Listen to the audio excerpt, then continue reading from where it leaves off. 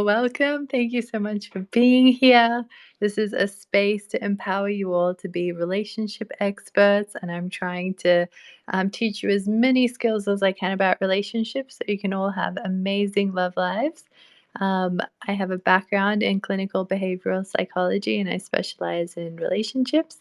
And I'm the founder of Love Story LLC, which launched Love Story Unicorns, the NFT project. We are very lucky to have some great people here who started with us from the beginning, and my husband and my brothers were here as well. So thank you all for being here. I really appreciate it. This should give us really good insight because we're actually tackling a really big topic today. Finances. Who pays for things? How do you approach the topic of money and money issues and things like that? So we're going to dive in this new topic today. And at any point, as always, if you have any stories you want to share, any questions you want to ask, any comments you want to make, feel free to do that. Just put your hand up, request to speak, unmute yourself. You don't need to ask for permission. Go for it. That's what this space is about. We're all about, just interacting and having a safe space to be able to share what our thoughts are so we can, grow and go from there. We can all grow a little bit, including myself. So awesome. Let's jump in. So, money can mean a lot of different things for different people. And, money can give people freedom in the way that they can choose if they have money. Usually, it comes with the power of choice. So that's a big thing that kind of comes at play when you have a partnership with someone else, because how do you manage if you have different amounts and all sorts of things? So data suggests that money arguments are, I'm wondering if you guys think it's, you know, out of the top 10 reasons why people get divorced, what do you think, like how highly rated do you think money issues are for leading causes of divorce? So I'm going to narrow it down to top 10, and I'm going to ask you guys to put a thumbs up for what number you think it is on the scale of things that can go wrong in a marriage. So it's number 10, 10 most highest cause of divorce, money issues. Ninth highest cause of divorce. Eighth highest cause. Seventh highest cause. Sixth highest cause. Fifth highest cause. Fourth highest cause. We've got no thumbs up so far. Just checking in. Third leading cause of divorce. Second leading cause of divorce. Oh, okay, we've got a thumbs up there. First leading cause of divorce. Okay. Well, let's think about it for a bit. So the answer on that one is, so there's data suggesting from law firms that deal with divorces. They've categorized it as the second most leading cause of divorce.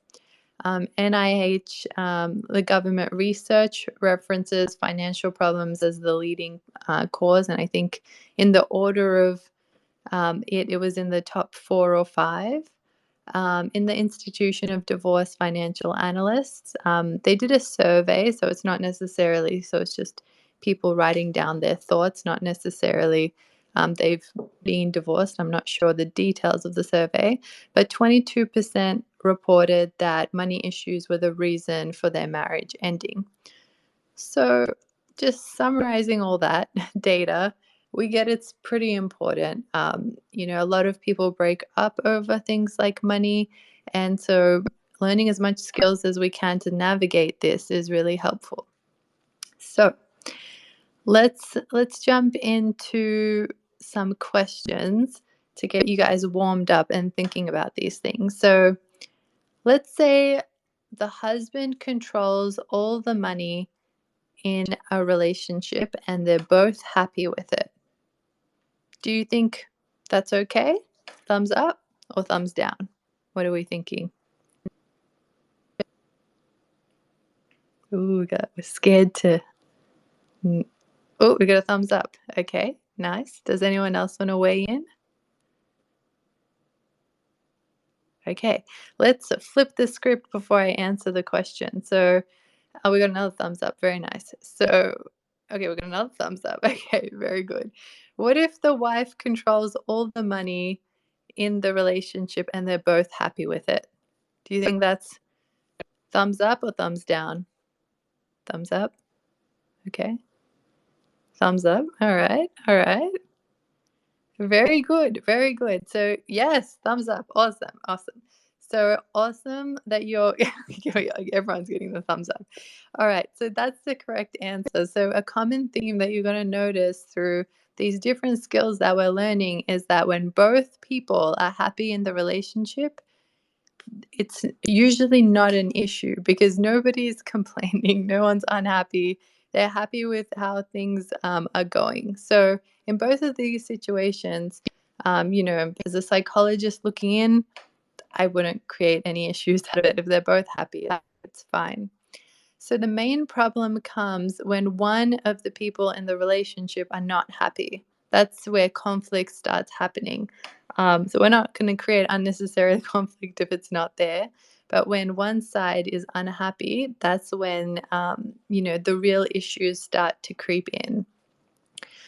And all right, so there's another thing that, if you have friends or for yourself, that it can come up, this topic of prenup. So, what do you guys think? Should everyone get a prenup? Thumbs up, thumbs down? For people that thumbs down. All right, all right. And just to clarify, so everyone's on the same page, a prenup is a legal document that people sign usually before they get married. And it kind of says that everything that they have financially before the fact that they get married belongs to them alone. So even if they get a divorce, that possessions that they have financially is not going to be split between them.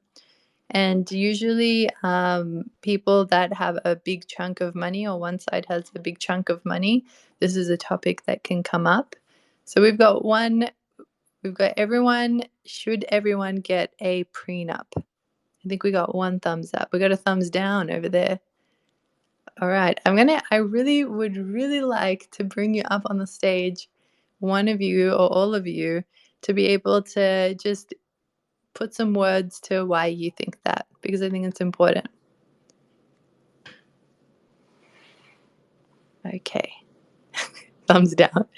Not everyone should get a prenup. All right. All right. It's a good topic to kind of get a handle on if you have a friend or it's something you're considering.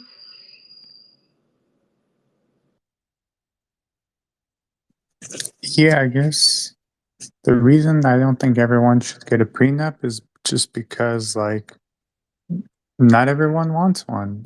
I think if both sides want one, that's good. If both sides don't want one, that's good. You run into an issue when one person wants it and one person doesn't. Yeah. Exactly right. Yeah, thank you for drawing upon the parallels in that situation from the last one. Absolutely. So there's no difference if we're talking about a prenup or who's making the decisions in a relationship. If both people are happy, it's not an issue.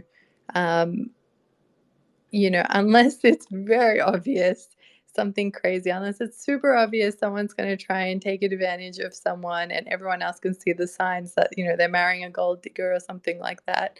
But usually, if both people are fine not getting a prenup or getting a prenup, that's fine. So if they both don't want one, both don't get one. If you both want a prenup, then get one.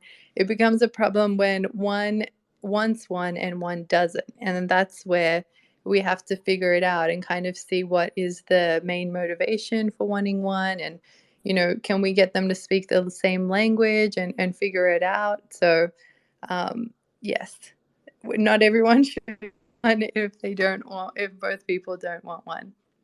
Houdini, welcome, welcome. Feel free to jump in at any point.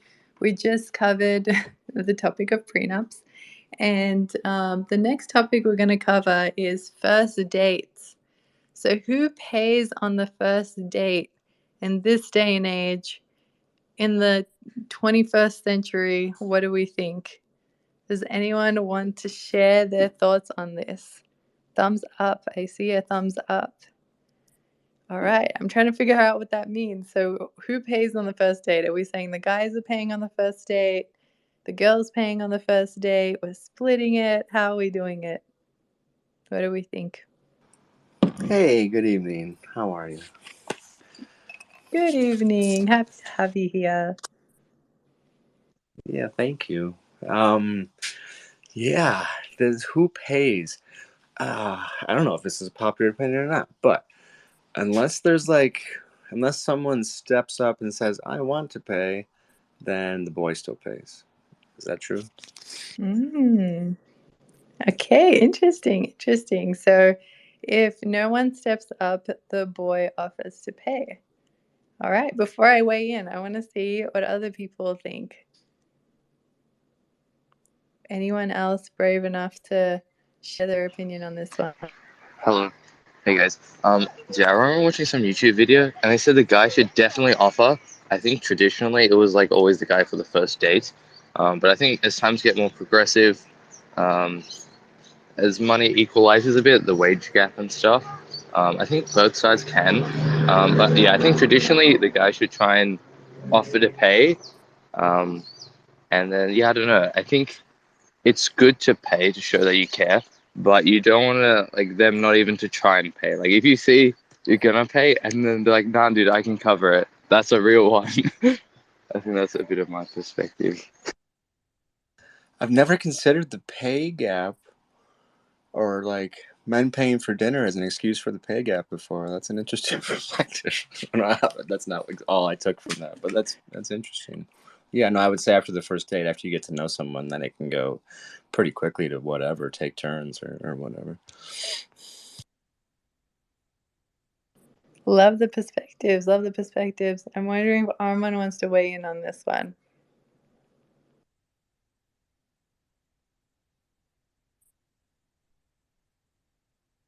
Yeah, sure. I mean, I don't have a controversial opinion or anything. Like, if it was me, I would just pay on the first date. But like, if they didn't, offer after like, I don't know, date two or three or something, that would be a serious red flag for me.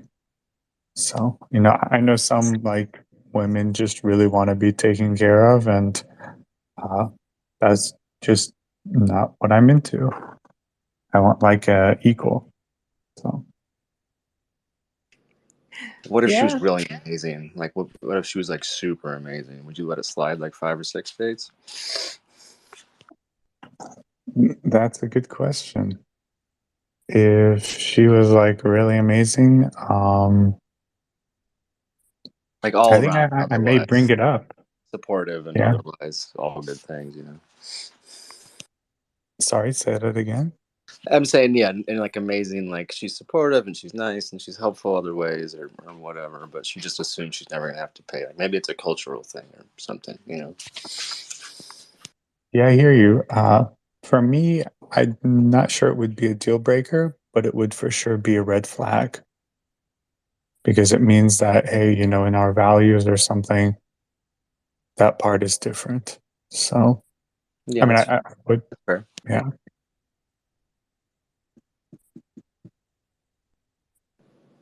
Yeah, appreciate the insights. So, with these things, we all have the right to feel how we feel about them. I'm not going to make a judgment call on it. I think it's pretty safe to say that girls appreciate guys offering. Like, I think offering on the first date for the guy to cover it, I think is always appreciated, even if a girl is like, oh, 100% equality sort of thing. I think it's just a very nice gesture. It's interesting with the pay gap that Mazda brought up. I think my mind goes to, I don't know, with if I'm someone that does want to have kids and it's like I'm the one giving birth, and no matter how much you want to try, to help me. Like, I'm still the one giving birth, so I would really appreciate if at least the first date or so. If you buy me So, dinner a couple times, yeah, that's totally fair. yeah. And just it's okay for men to like call that chivalry and you to call it no, you're paying me for giving birth, and that's totally fine. Both positive perspectives. Exactly. And it is chivalrous for sure. It's definitely, I've never heard of, in all the time I've spent helping people with relationships, I've never heard a girl be like, oh my gosh, I can't believe he paid for me on the first date. That is never a complaint I have. It's always framed in a positive way, no matter how bad the date was. They'll be, even if they didn't like the person, they'll be like, oh, but he paid. That was really sweet. Or you ask them like, "Oh, that sounds awful. Did he at least pay?" And they're like, "Oh yeah, he paid." So. Yeah. Yeah. So it's definitely seen pretty safely as a positive thing to do. It's still probably considered chivalrous. Yeah, and if you are someone that wants it to be balanced out pretty soon, and it's like a big deal for you, that's definitely something that you shouldn't bottle in, and you should get it out as quickly as possible. Because can you imagine? If well, Armand's my husband, so you can see that this is a I know. situation for I like his literally us. perspective, especially good. Yeah. Yeah, yeah. So I can't remember. I because we did long distance as well during our dates. Our first week together was in New Zealand, and then I think the next time we saw each other was 6 months apart, and I think he paid. I think he paid, but I remember like he was very hesitant to pay. Do you remember the And day when he said, "Hey, are you gonna pay for this?" Like, was that which day was that? I'm trying to think. It's really hard because we would just go out together and spend time together, like during the time he was in Australia. So just all of our days were together. So it wasn't like a specific date where it's like, oh, I'll cover this meal. But I think he did take, I think I made it, I think I remember making it a big deal that it was important to me that he paid. And then he was like, okay. And he did. And then I think at some point we equaled it out. But I remember, I don't know how well he communicated. Maybe he did, and I was just upset about it. But I remember at one point, like, he would get upset and hold it a bit of a grudge against me that he had to pay for it. And to highlight, during this point in time, um, I was working full time and he was studying full time. So there definitely was a difference in the income we had, which is also a very fair thing. And he had, traveled from America to Australia to visit me, which I think was like 3,000 nowadays is probably cost $5,000 to just fly over. So there was all those things to take into account, but at the end of the day, if something's bothering you, you have to say it, because bottling it in and then passive aggressive coming at them later is definitely not healthy. And, it starts creating the recipe for a toxic pattern. Armand, did you want to say something? Is that why you're unmuted? Yeah, I guess I don't remember if I remember this correctly, but like, I'm okay with like I think I probably would have been fine paying for the first date, but our like I guess you could call it dating life, courtship was a little not normal. I don't remember if when I went to Australia, like she wanted me to pay for like all of our meals for like a certain amount of time or something like that.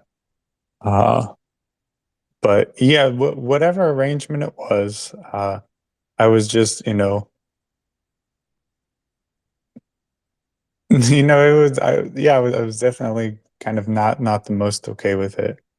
Yeah, Kimia is a very independent person, but I think at the beginning she wanted to feel at least a little bit taken care of, especially because, we live far away and, we didn't have a lot of normal dates.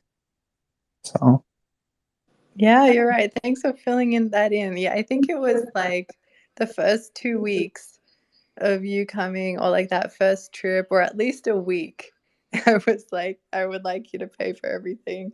And we had that conversation. And I think like he came around and was like, okay. And then after that, I think we just kind of went 50-50, I think. I don't know, correct me if I'm wrong, but yeah, we had to respect each other's wishes. Like he compromised, I compromised. We worked it out, but it's definitely not a good idea to throw this stuff under the rug. And if this is like a deal breaker thing for you, my gosh, definitely speak up. But if it's not, then obviously you can work it out together. So yes, remember not to hold grudges. Just yeah, kind of know the norms and then try and figure out how you can fit into that with compromises and talking about it to figure it out. Another one that's a common one is vacations. So who pays for vacations? And what if there's a vacation that only one person goes on? What if it's a business trip? What if it's a friend's trip?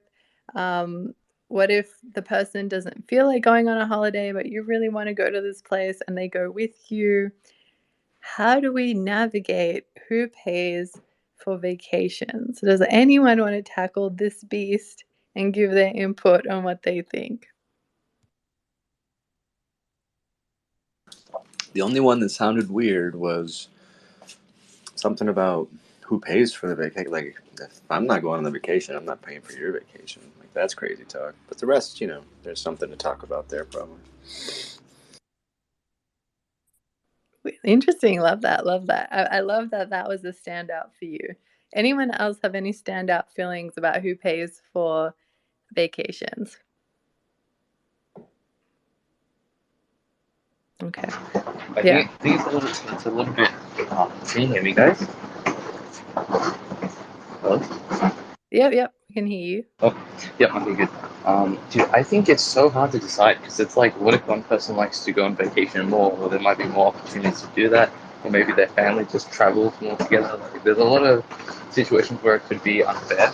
Um, so I would just stick to a non-biased budget. Like maybe 10% of your joint income goes into like a mini account or something, and that's kind of where you share it. And now there's like a pool where you both kind of decided on, and at least it's a little bit unfair. I don't know. It's really hard to tell because if it's one person, then there needs to be kind of a talk about it so both sides are happy. But yeah, this one's definitely a difficult one. For sure, for sure. And there's so many variations on how it can go. And just so you guys can get a bit of context on, the wide range of how often people like to travel. Two people I spoke to recently, I was trying to gauge their preferences on finding a partner. And it was just surprising. Both of these women liked to travel every 2 weeks and that wanted to go on an international trip, maybe twice a year. And yeah, every 2 weeks they wanted to, travel to a new place, for the weekend. And yeah, so there are people that definitely like to travel all the time. So definitely, if you're finding a partner, make sure your travel amounts match, or if they're different, that it's a comfortable amount that you can kind of compromise on. Because if someone hates traveling and someone loves traveling to this extent, that can just create so much conflict, and who pays for it. And you need some pretty strong systems. It's not impossible to handle. Of course, it can be handled, but you need some pretty strong systems that you both feel comfortable with to navigate that. So with vacations, I think this is a good time to kind of let you guys know just transparently how Arman and I handle our finances. And before I tell you guys, I want you guys to know that every couple may be different. Just because we do it this way doesn't mean this is the best way to do it, or it's the right way to do it, or everyone should do it this way. People haven't done research in this field in psychology for me to be able to give you good data. I wish I had it. So we just had to really trial and error things to be able to come to this system. And so far, we're pretty happy with the system. So I'll tell you what it is. So we have whoever brings in income into the family. So that could be my husband's PhD stipend that comes in. That would be income. We have some rental properties. So the passive income, we've finally hopefully gotten to a year where it's positive passive income. So that passive income would, come in if I was making any money. Like these things would go into a shared account, and how it gets divided is half of it goes into the shared account, 1/4 goes to his personal account, and 1/4 goes to my personal account. And then kind of any assets that we had before we got married. So, for example, I had invested in, Tesla stocks, and that's something that Armand thought it would be fair if that was just my own. And so far we've kept it that way, but I'm open to change that if we need to. I kind of keep it as a safety. If anything goes wrong, I would definitely save that money. I mean, use that money for joint reasons and then get it back. I see a hand up. Armand, go for it. Yeah, I just wanted to mention the half, fourth thing is, we pay for all expenses like rent, stuff like that. And then whatever's left over, half of that goes into the joint account for a rainy day. And then, whatever went to the joint account, we also take an equal amount and split it between the two of us. And that becomes personal money to do with whatever we want. Anyway.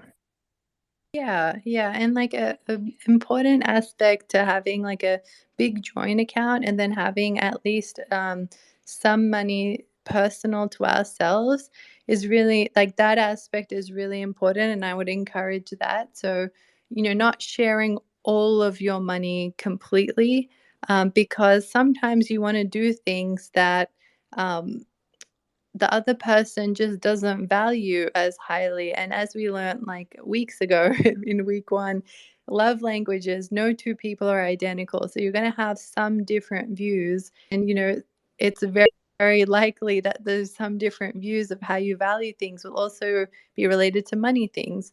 So just some examples of that is charity. For example, I like to donate things to charity, and Armand likes to donate his time to charity, not necessarily money. So there's a bit of conflict there. And so if he's not comfortable with us using joint money for a charity, then I would still have the freedom of choice to use my own money to be able to contribute to that charity. I'm not limited by, and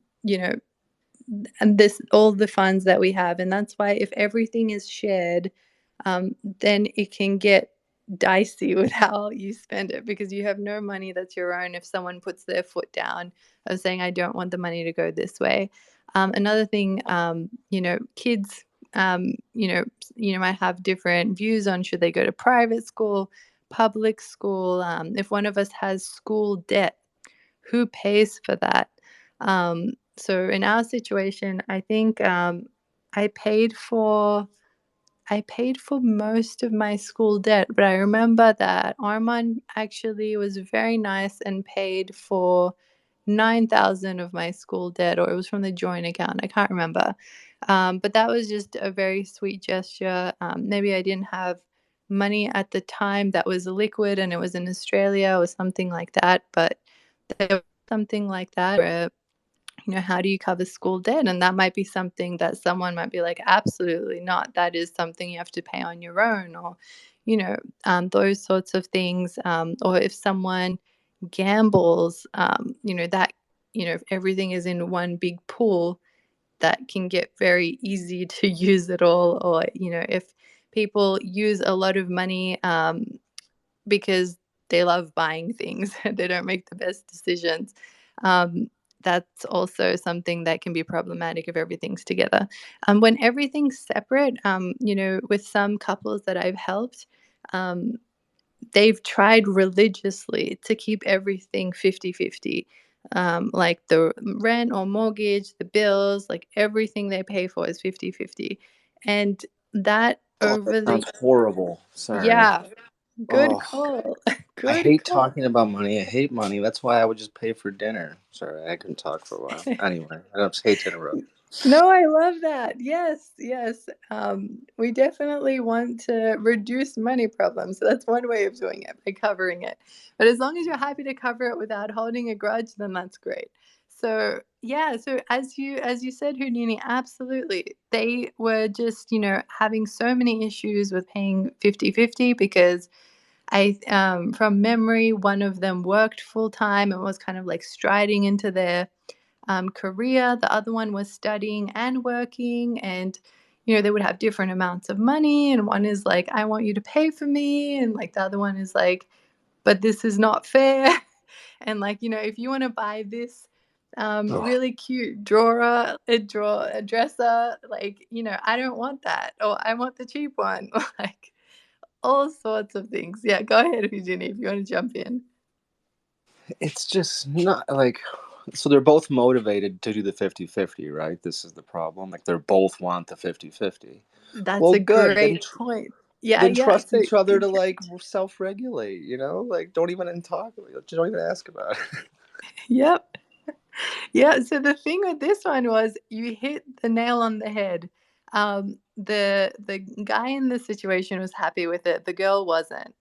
And the girl was contributing in so many ways that were, for example, the girl would buy amazing gifts and like plan them in advance, and then like sometimes the partner would forget or like get them something that's not like not that good, or the dad of the girl had that unit that they were living in, and like it was at an extremely reduced cost because of her, but that wasn't getting included. So I don't know. She was kind of like, the guy was kind of like, oh, this is, I come from I think he was from Sweden. So, he's like, everything's equal, it's just how it is. And he was quite like, this is the way it's going to be. And she kind of went with it, but she wasn't happy with it. And obviously she was the one that wanted to, for example, buy really cute dresses, all these things, and renovate. And that can cause issues, as you can see. So yes, you hit the nail on the head because they weren't both happy with She it. needs cute dresses. That's why he fell in love with her partially. So Yeah, exactly. So they had to tweak and work on how, I have to sit down and actually be like, how are we going to address this? So one of the things that they tried to do to balance it out was every 2 weeks, he was going to make an effort to take her out to dinner and pay for dinner. And that's something that made her happy, and that he was going to step up his game with gifts. So that was one of the things that they did to be able to kind of create a financial system for their relationship that put them both in a more happy place. So it's great when both people are happy, but yes, if you split everything 50-50, it's likely a nightmare to navigate because you both have different incomes coming in. So love that you had that reaction, Houdini. It's not a very sustainable option. All right, so let's get into some Reddit questions. Okay, so this one is a 28-year-old male and a 34-year-old female. And just before I get into it, if anyone wants to speak at any point, this is a super welcome space to just request to speak, unmute whenever you want, ask anything, share anything, comment anything. We're always super welcome to that. And yeah, I'm just trying to empower you guys to have as many great relationships as I can give. So that's why we're here. So let's jump into it. So when is your money is my money? Disrespectful versus standard relationship behavior. So that was kind of the summary title. So when is your money is my money, respectful versus standard relationship behavior? It's a 28-year-old male, 34-year-old female. Okay, so we have quite a bit of background on this one to kind of get a good sense of what's going on. So I will have to give some context to this situation. We have been together for 4 years, both normal incomes. I am self-employed artist and she works as a manager at the store. So it's the guy that's speaking in this situation. A few years into the relationship, she came into approximately 200K Australian through a court case. After putting 25K into a house deposit and 7K into a car, she has burned through all of the savings and is 9K in credit card debt. I want to make clear that all of the remaining 200K got spent on frivolous things and just random spending. Fast forward to current day. If we go anywhere at all, I have to pay. Be it food, alcohol, her petrol, her registration, often sending money for lunch and petrol at random times. For the last 4 months, I have paid our very expensive home loan on my own. It was set up to be 50-50. Despite her earning 70K a year and my last financial year being literally 11K, this year being a bit better, I am covering literally every cost. She knows I get sad when she makes big purchases, and her common response seems to be, well, your money is my money and my money is your money. But the visible elephant in the room is the fact that when she did have money, I never once touched it. Now she has spent everything. It's like she's become this communal attitude towards our finances. I feel that this attitude is basically a way for her to be very financially irresponsible and not have any regard for the fact that I am self-employed and stressing myself out trying to make money for both of us, despite her making more than me. I struggle with communication and really want to get these thoughts across without appearing as money pinching, selfish person. I'll be honest, it's hard to see a future with someone who is currently working full time and still cannot provide equally. Imagine if she leaves work to have children, etc., we will hit zero very quickly. How do I talk about this in a healthy way? Is it making me feel used, not appreciated, and a bit of a wallet on legs? That's a bit of a funny analogy. Okay, what do we? Oh, I see Alicia. Awesome, connecting you. I had many Yes. What visceral do we reactions think? to this one. Yeah. At first, I'm like, oh, this woman, you know, and she's sort of leeching him and not appreciating and not trying or whatever. And I still feel that way. And then I just lost all the empathy I had for him by the end of the story, though, because he comes out trying to be honest and like ends up being passive aggressive and weird and like defending her in the middle. And then like, what are you doing? Like, come on, man, run away. Love that take. Love that take. Who else has a take on this? I think that her money is his money, and I think that they should share. And I think that they should be partners because that's what they entered into when they got married, and they should work it out as best as they can together. Because when you enter into a marriage, your partnership, and everything has to be give and take. So if one person's down, you got to pick up the slack. If the other person's down, they got to pick up the slack, vice versa. I love that. Yes, Alicia, thank you so much for being here and giving amazing input. Absolutely right. Same with Houdini. So that was interesting that you were like, oh, the side of the guy, and then you switched at the end. That was a really interesting take. And Alicia's very correct. I just think there's more disappointing granularity to these two people involved, sadly. Yeah, he paints a really poor picture of her at first and then is like, oh, but I'm the bad guy or whatever. So I just, yeah, they both need some work.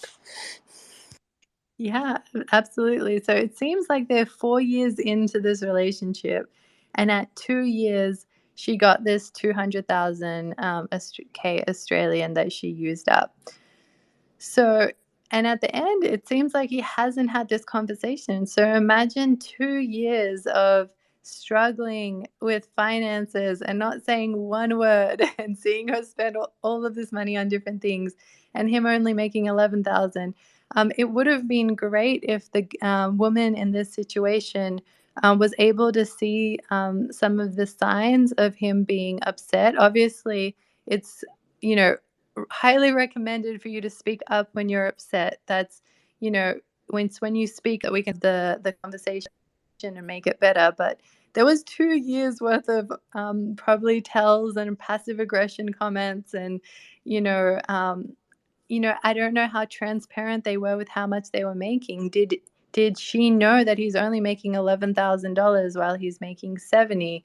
You know, are there cultural factors involved with this where it's like the guy is meant to cover everything no matter what?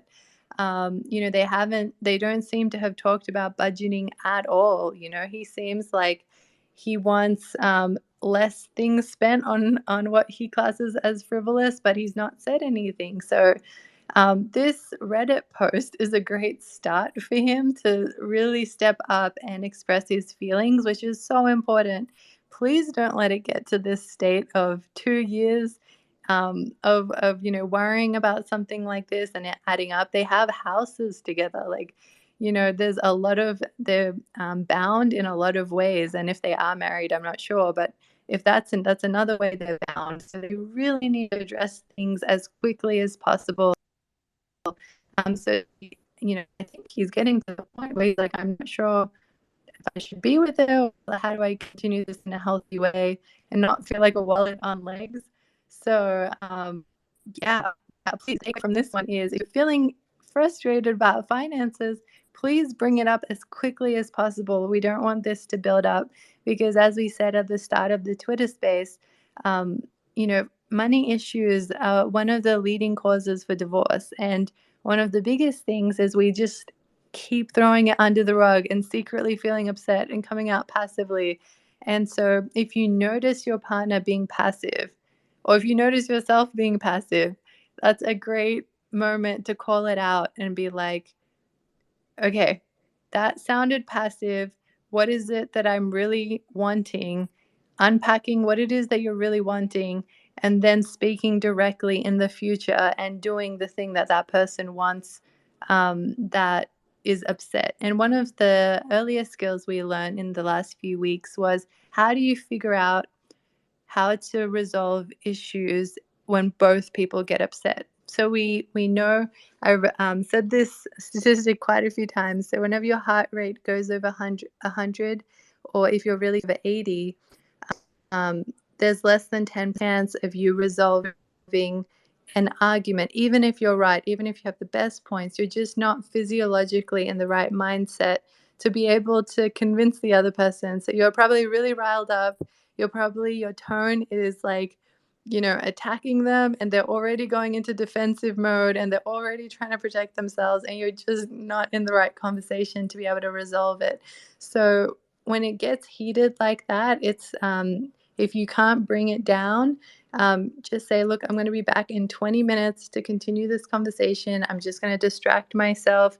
And then go literally distract yourself with something completely unrelated to the argument. Bring down your heart rate, come back and continue the conversation. And your chances of resolving it are through the roof higher, just from that. So, and then the tip that we learned to add onto that skill was, whoever gets upset first and verbalizes it first is the one that should have their partner address it first. So let's say I coached this guy, he figured out how to communicate with his partner in a healthy way, he brought it up.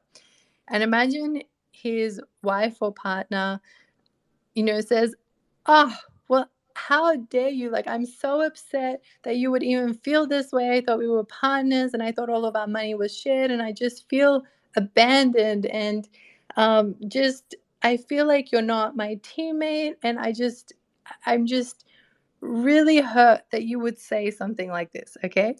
So what she's done is she's gone defensive, and she has, said that she's now upset.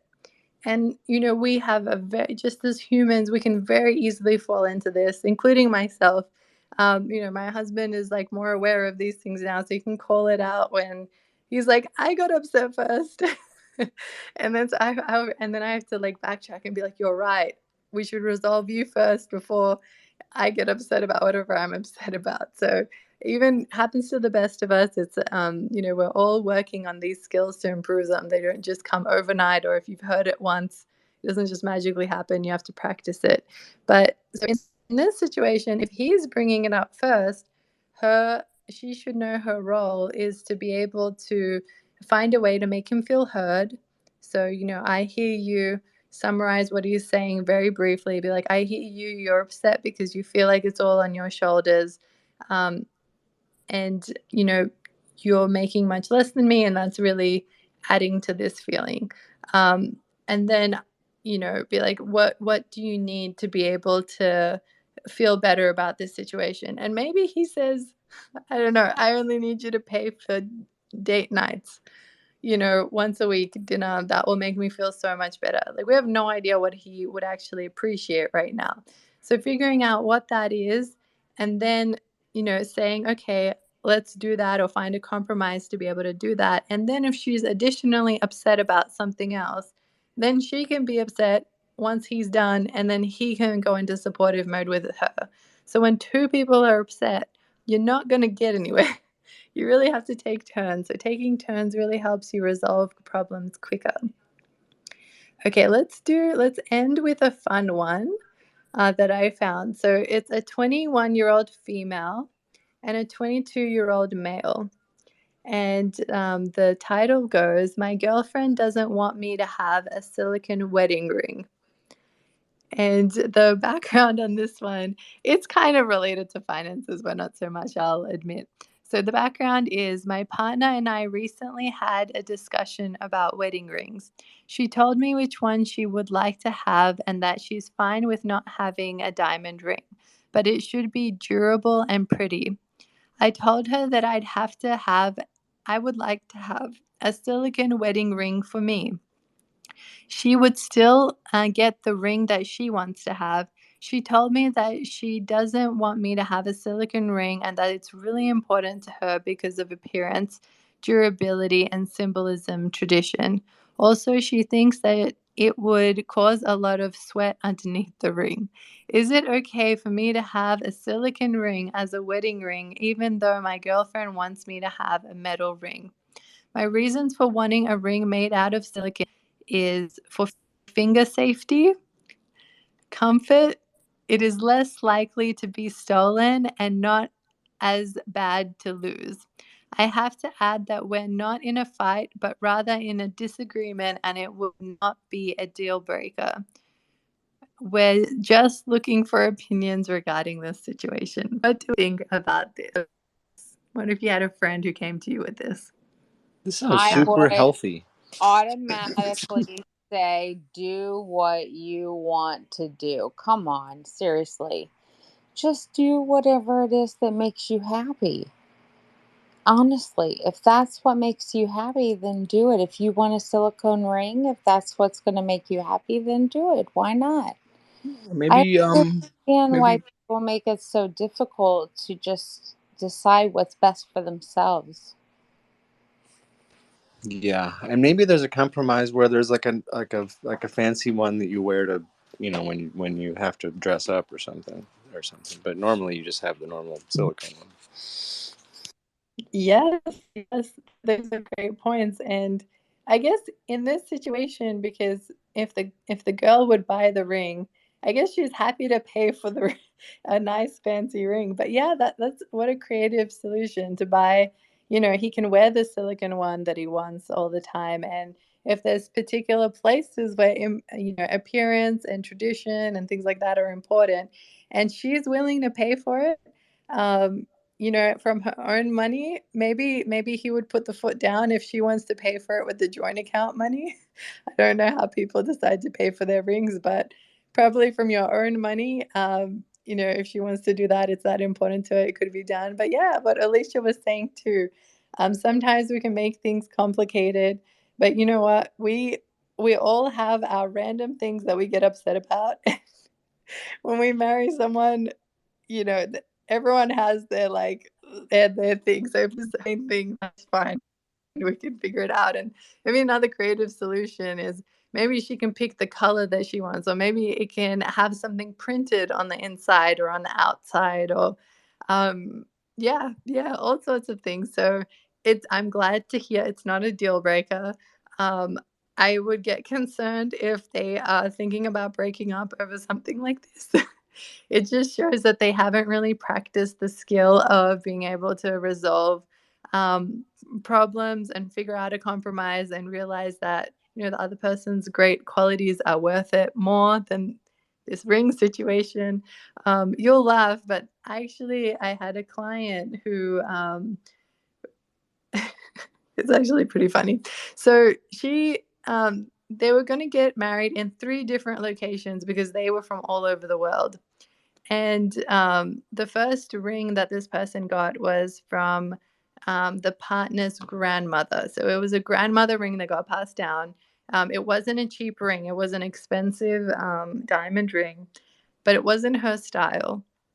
And so she didn't feel great about wearing it, wouldn't wear it as much. And then, he would get a bit upset. And it's like people would ask her, people wouldn't know she's engaged, but she is, and things like that. And then so he, agreed to buy her another ring, and then agreed to buy, and then wanted to get her, because they're having 3 weddings. So, she's got 1 ring.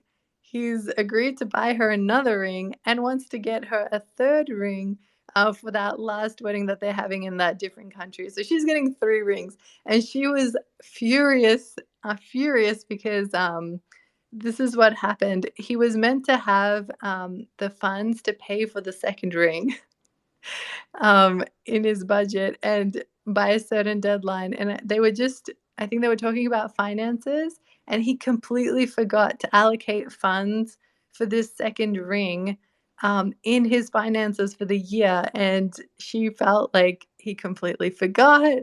He doesn't care. And he was like, I don't know where to find the money, because he was just very logical. And she was just so upset, and we just had to bring her. And it's not like he was saying, I'm not going to get you the ring. He was still like, I'm going to get you the 2 other rings. You're going to have 3.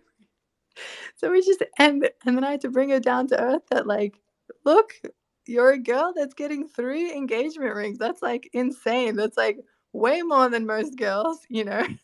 And then some people, if they give you their grandmother's engagement ring, they're going to be really uncomfortable if you want another one. So he's already okay with that. He just needs some leeway with a little more time to get it for you. And so he ended up, using some inheritance money to be able to pay for it. And it would be a little later, but he found a way to do it. And what's crazy is this girl's best friends, her 2 or 3 best friends, were all telling her, oh, this is horrible for the guy to do that. He doesn't care about you. Absolutely stand your ground. All of these things. Exactly, Alicia. And it's just That's yeah. That's why you don't tell your girlfriend your business. I swear. I have gotten to the point where it's not worth it, because they're always going to gossip or say, oh, you're not worth it. Oh, he's not being worth it. No, he just forgot. This is a simple mistake with finances. And they're blowing it out of proportion like it's some kind of astronomical chaos thing about not caring. It's Ooh, the nest. That's great. just money. Oh my gosh, absolutely. If you realize your friends, hopefully you can figure out your friends are not giving you the best advice if you have those sorts of friends. But yeah, you really, and this person can get easily influenced by people around them. And a lot of people are like that. So, if we hear 1 or 2 Absolutely. people, yep. Go ahead if you want to chime in Yeah. here. I honestly think it's really about getting quiet with yourself and really listening to your intuition, because when you try to listen to everybody else and what they think, yeah, they're going to tell you what's best for them, but that's not what's best for you. Exactly. It's so important to think for yourself. You know yourself best. you have the most experience with your partner. Your friends don't know your partner as well as you know your partner. Absolutely. And even if you go to a psychologist or anything like that and they're giving you advice, you know yourself best. If they're not giving you good information, don't ever, um, you know, think that, oh, they must be right. Like, just forget what I feel.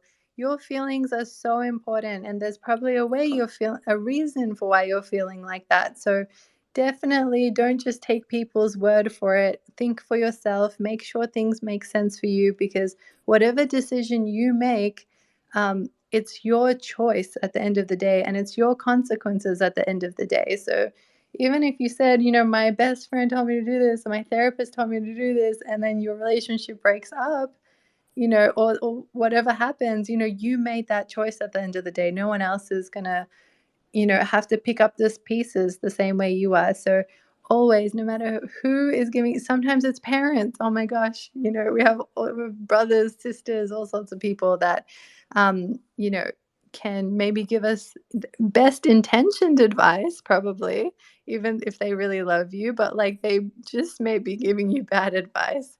So definitely find who your key people are in your life that are great resources to you and are emotionally intelligent, and definitely keep them around and tell those people these questions if you ever need guidance. So figure out I always tell people, find your village of people.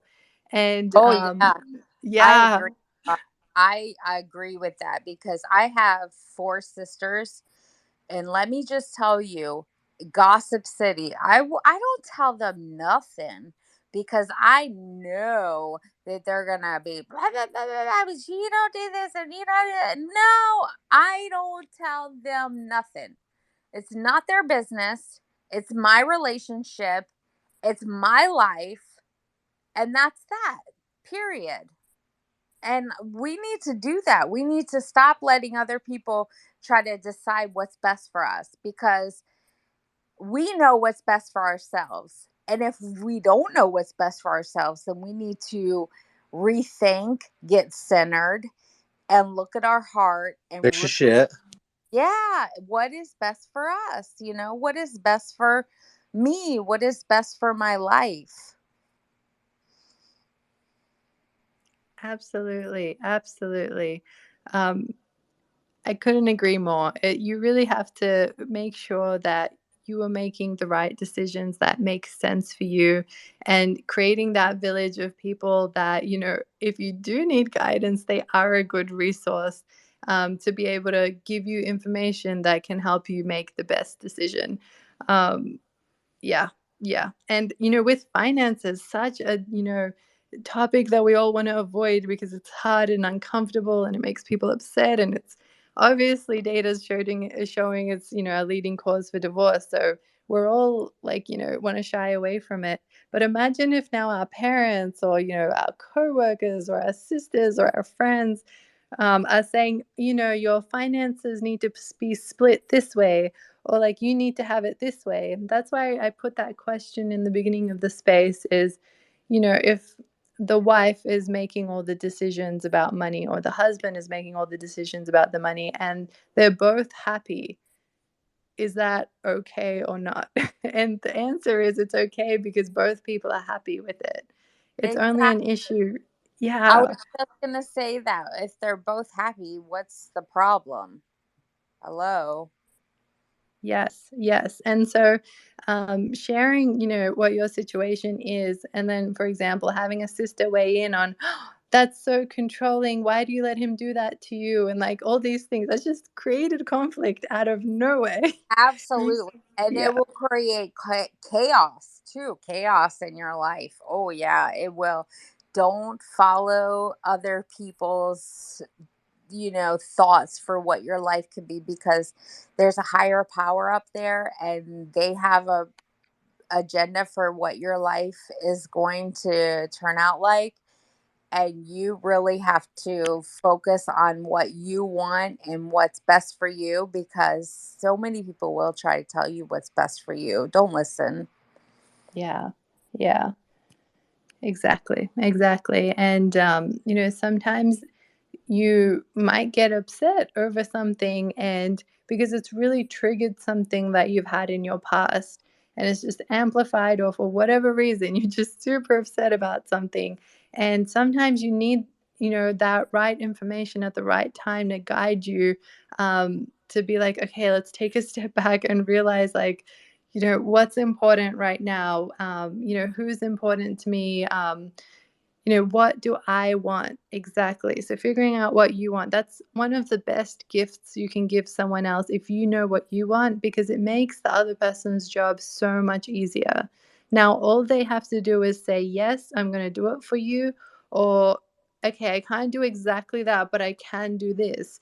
And then figuring out what that compromise is. And another thing I super wanted to touch on, because it was super related to what we're saying, is if you're upset about something, going and talking to your friends about it, or your mom or your dad, or like the stranger on the street, the best person to be talking about something that you're frustrated about in your relationship is with your partner.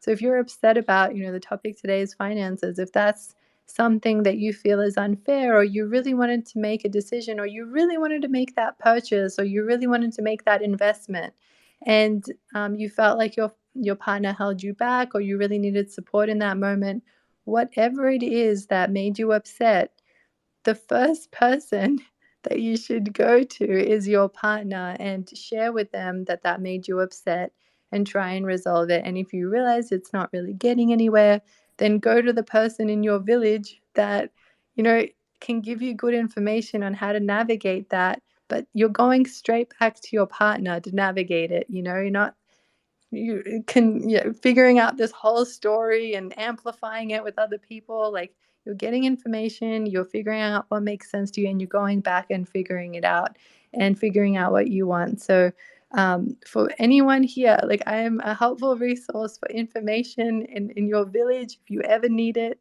And it's so important. But even to me, even with me, with everyone, even with me, if I give you information that doesn't make sense in your situation, please take your own opinion seriously and do what you think is right. That's what we should all do. So the caveat is with me too, but I'm pretty good at relationships. So I can probably give you good information to help you know what you need to know.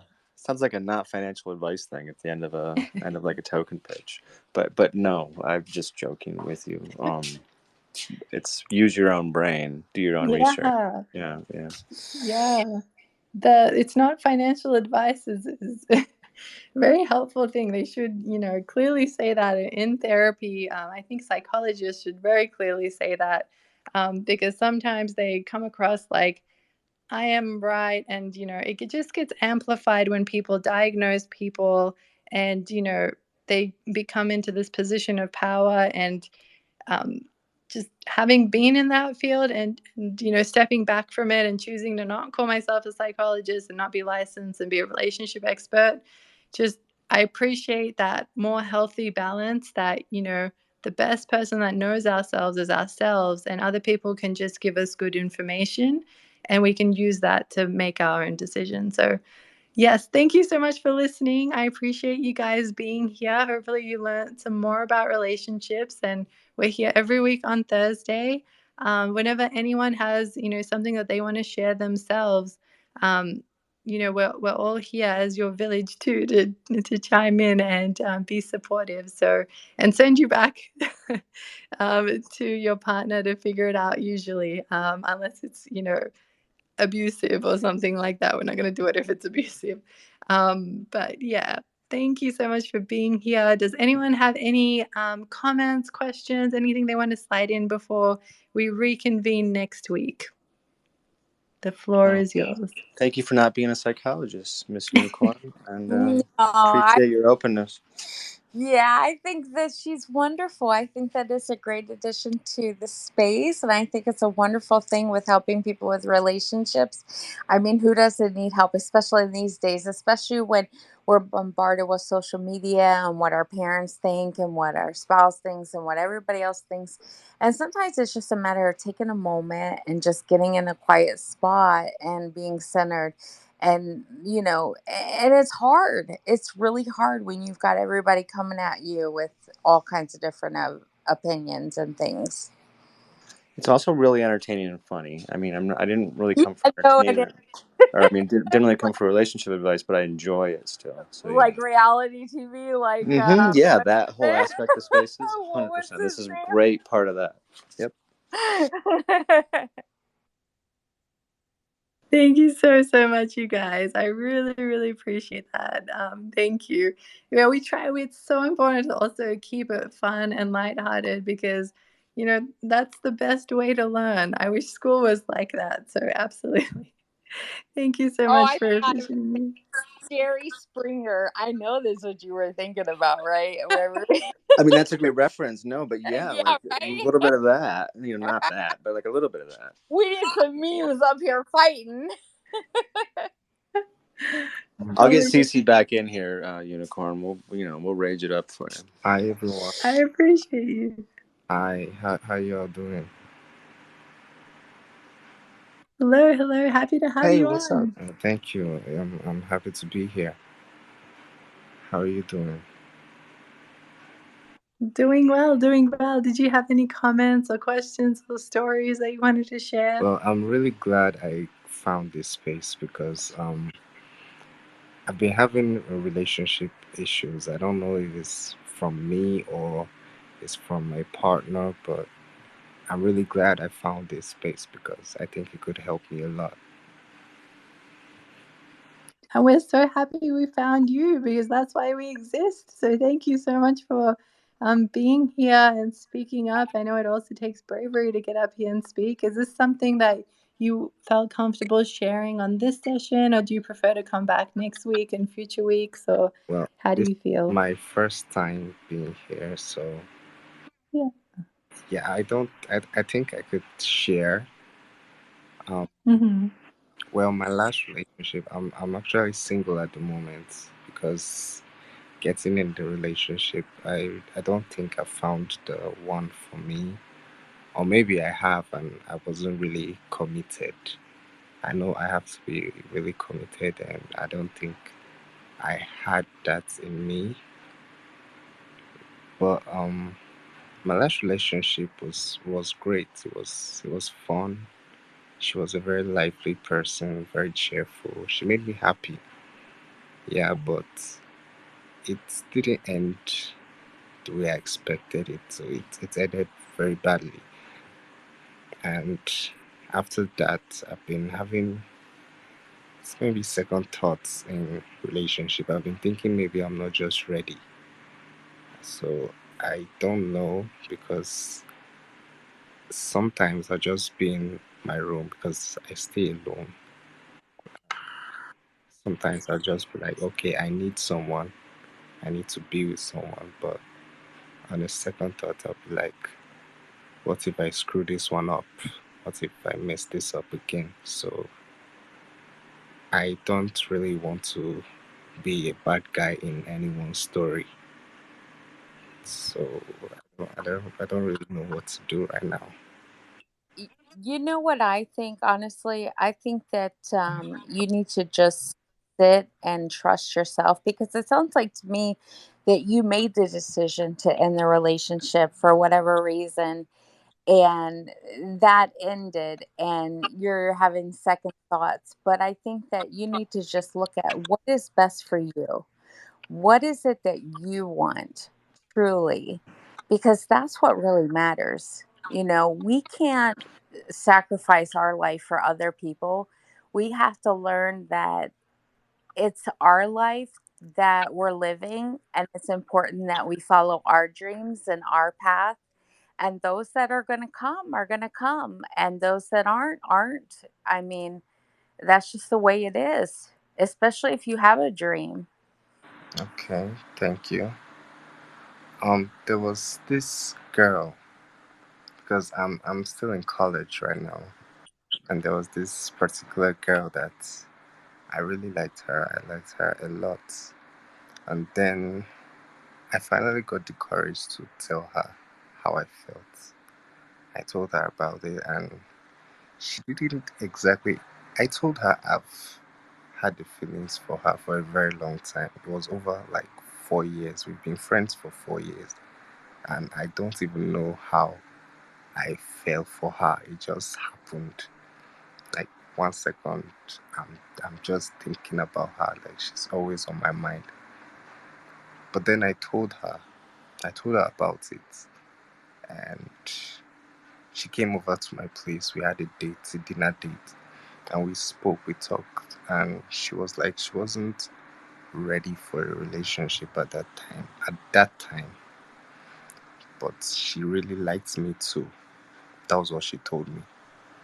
But then we got to talking more. Like I knew her. No, I still know her. So yeah, I know her a lot, and she knows me. Maybe she even knows me more than I know myself, because there are things she will tell So, me. so what's the problem? So the problem right now is she feels like I'm not putting enough effort, and I feel like I showed her way too much attention, and I got very clingy at one point because I was going through a very rough patch at that time, and she was like my happy place.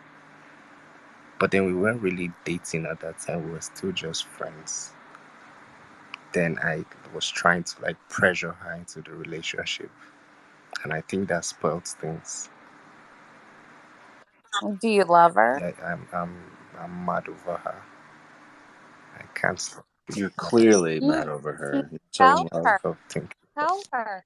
I know you told her before, but sometimes us as women, honestly, we're a little ditzy, and sometimes we need to be reminded. Honestly, I don't know how to tell you, but sometimes we need to be reminded and maybe show a little bit more affection toward her, and that you're really interested and that you really care about her. Okay, okay, I'll do that. Thank you. Thank I mean, what do you love story? But So many questions I'd love to unpack, but I know we're limited. You're so. I love you so much. Thank you. So I guess I want to go in chronological order. So I would love to know kind of what were the bad points of your ex and how did it end? Like what happened that it ended? So what were her bad points and how did it end? Well, she was very popular. She was very popular, and she was like the opposite of me. I was very introverted, and she was an extrovert. So she was all over. Like so many guys knew her, and I didn't like that about her.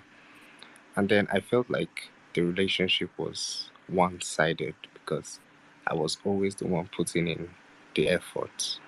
Like she would just come and just she didn't really put in any effort. It felt like I was depending on her, and I didn't like that feeling. Like I like to see that you are trying as hard as I'm trying. Like if I want to make it work, I want to see that you also want to make it work.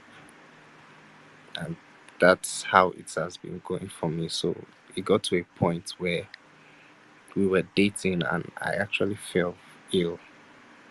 Like I was very down at that point, health wise. And she didn't even come to see me or anything. Like she walked past my house, like she's not so far away, and she was just like, I said, okay, I'm not feeling too well, could you help me buy this at this clinic? And she was like, no, she had other plans. And this is someone that I would go to heaven and back for her. Like when I love very hard. I love too, maybe too hard. So at that point, I was just like, no, no, no, no. This is very one sided. And Maybe she was just busy doing what she had to do that day. I mean, maybe she was just really interested in what she had going on. yeah, I agree. You know, and you're very sensitive too, right? So you see all the details and you really focus on them, right? yeah, Actually, I'm not defending her. I'm just trying to Mm-hmm. big picture. That's all. Right. I am very sensitive. Yeah, I see that. And you know what? That make you feel insecure when she has like other relationships or other people going on. I know because I had that situation with my husband. You know, I've been married for 25 years, so I have some experience in this situation. Me and my husband, we had a situation where, I was talking to somebody online and it got out of control and he was insecure and we got into a big mess and a fight about, talking to people online and blah blah blah. So I totally understand what it feels like to feel like somebody else is stepping out on you or doing something that you don't think is right. So Yeah. Yeah, thank you so much for both of you sharing like these really big things in our lives.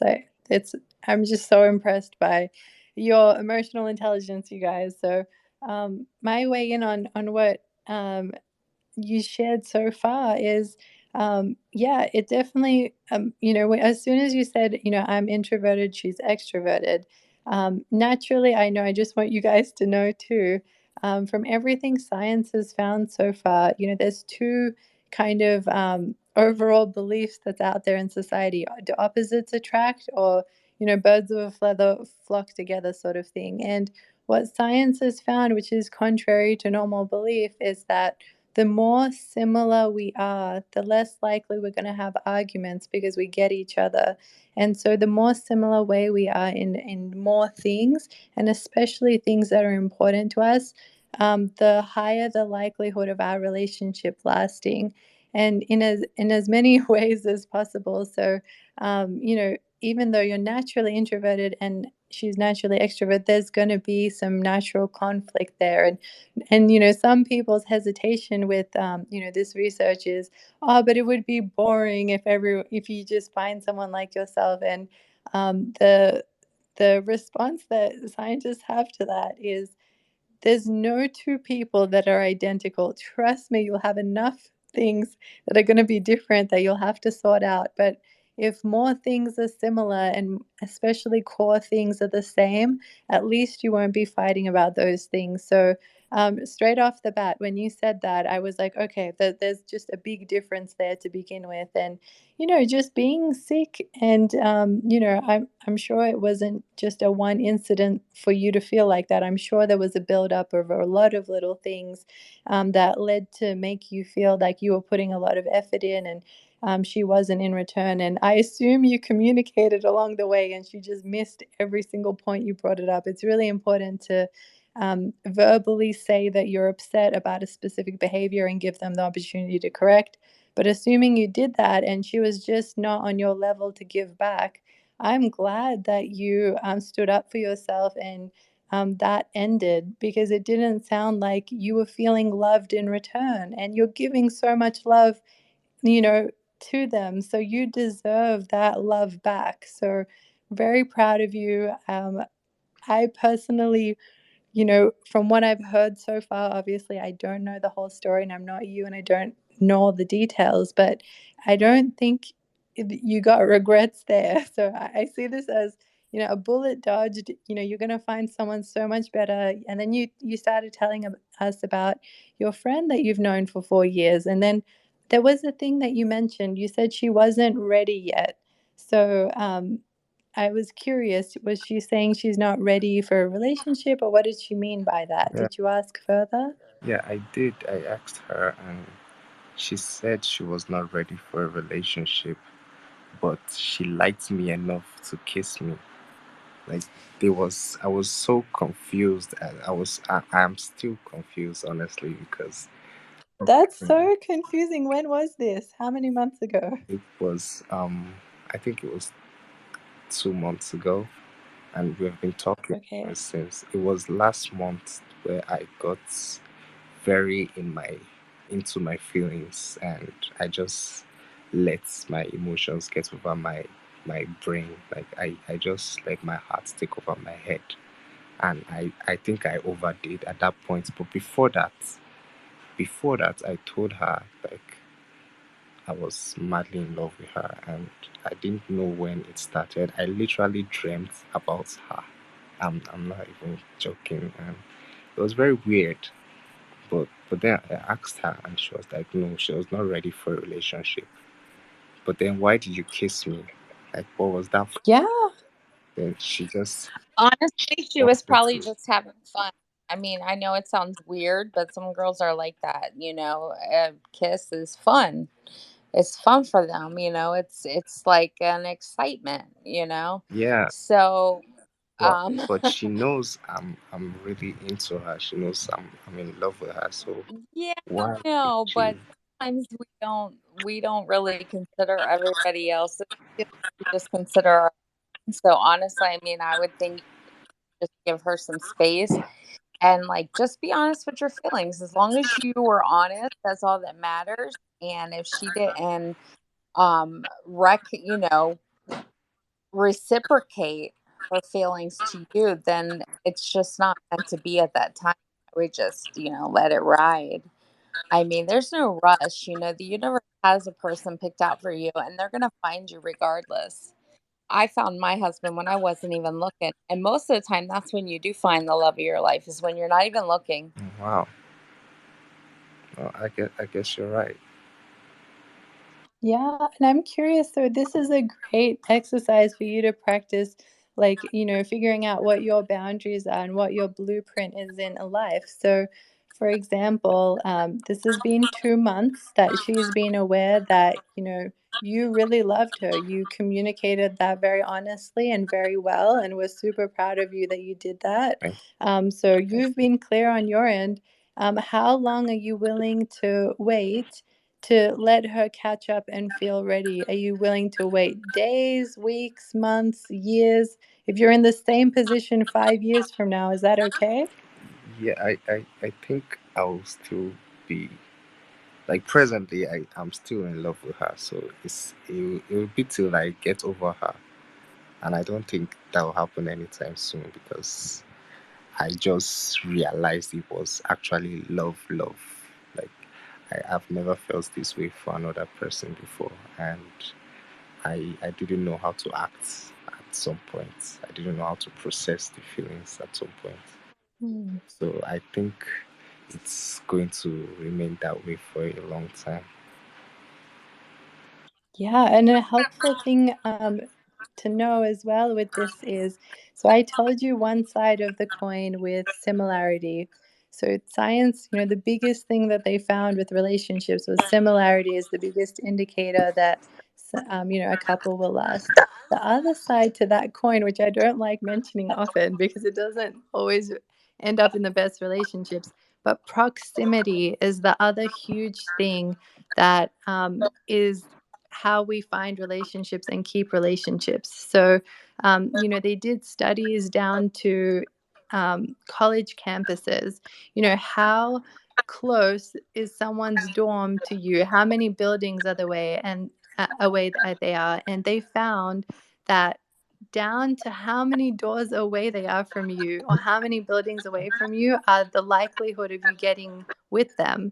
So the closer they are to you physically, um, with the interactions, because they're in your life, you're more likely to get with them just because of proximity, not because they're the highest quality person, but just because you're seeing them a lot, and you have that chance to interact. So naturally being friends with this person for 4 years, that's naturally something that's 4 years of proximity building up.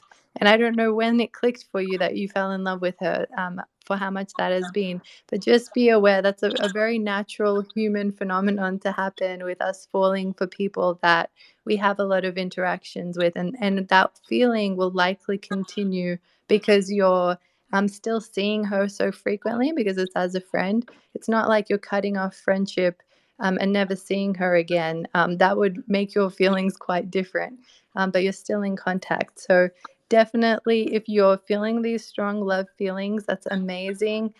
Try and gauge how much time she needs to feel like she's ready in a relationship. What does she need to feel ready in a relationship? Really try and see what you can do to kind of see how you can help that situation. But also, if she's saying, I don't know, if you're seeing this person, like if you want marriage at the end of the day with this person in your future, and they're just never going to see you as marriage material, that's something that you need to kind of figure out, because you don't want years of your life to go past where at the end it won't work out. So figure out what you want. Is it like, do you want to go all the way with this girl? And if it is, how long are you willing to wait for her to come around? And communicate that with her and see how she feels about this. Could she consider you as her lifelong partner? Maybe she just wants to graduate and then she's ready to get in a relationship, or maybe she's, I don't know. I'm just making things up because I don't know about her. I But understand. yeah, yeah. Let us know how you go. We're so excited for you, and we're so excited that you're out of that last relationship. Thank you. I've learned a lot. This was very helpful. Thank you very much.